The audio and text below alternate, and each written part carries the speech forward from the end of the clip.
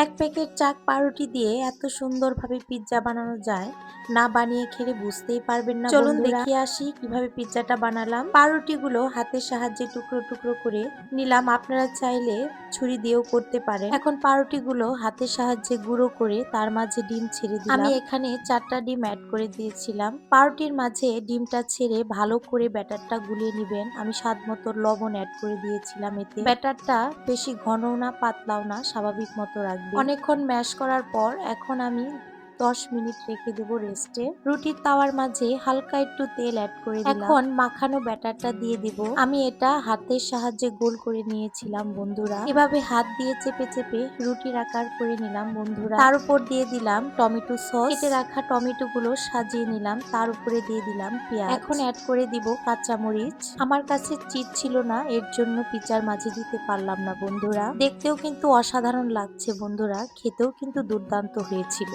অল্প আঁচে এই যে পিৎজাটা করে নিলাম, দেখেন কি সুন্দর ভাবে হয়েছে। আমার মেয়ে এখন রিভিউ দিবে।